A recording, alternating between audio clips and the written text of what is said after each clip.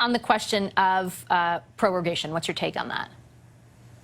We're prorogued for one reason only. It's so that the Liberals can find themselves a new leader. That's it. The only reason why. We're supposed to be sitting right now. We're not sitting right now. I'm not saying we. The Parliament should be sitting right now. The House should be sitting. Senate should be sitting. Work should be done. Committees should be meeting. People should be talking about this matter from across the country in the place that it makes sense for it to be talked about.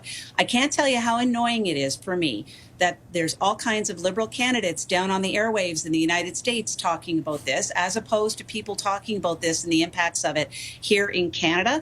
And if I hear one more time that, well, it's unfair, you know, if they try to take the government down while they're looking for their leader, I really don't care anymore, Vassy. I'm back to I don't care anymore.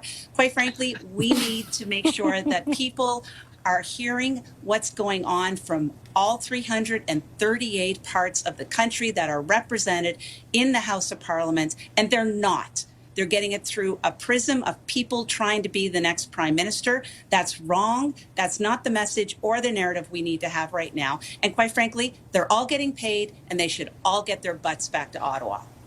Benzie, it's not just the Conservatives saying that Parliament should come back. It's also the NDP who say, like, for example, if there needs to be some sort of stimulus or massive package for workers who are laid off, should these tariffs be applied, that Parliament should reconvene essentially to move that through as legislation.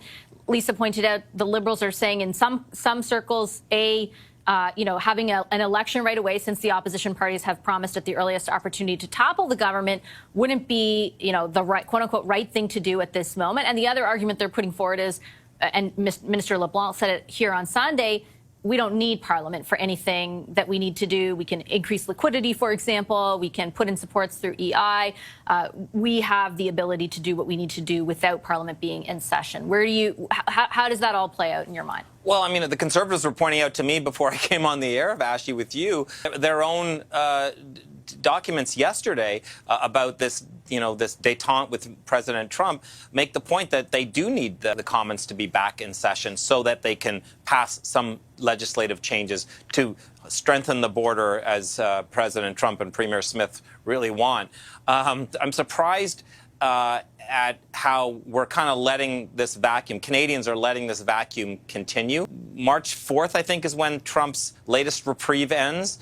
That's still 5 days before the new Liberal leader is chosen on March 9th, and then the House doesn't come back until March 24th, right? So 3 weeks after that. So that's a whole lot of limbo. And even someone like Mark Carney, who loves to dance around reporters' questions and Canadian journalists, that's a lot of dancing for him, presuming he wins. Or Chrystia Freeland, they're on Morning Joe on MSNBC. And it's like, I do have to scratch my head, Vassy. I got to tell you, I don't know. It's like this is playing out in another world, It's just bizarre.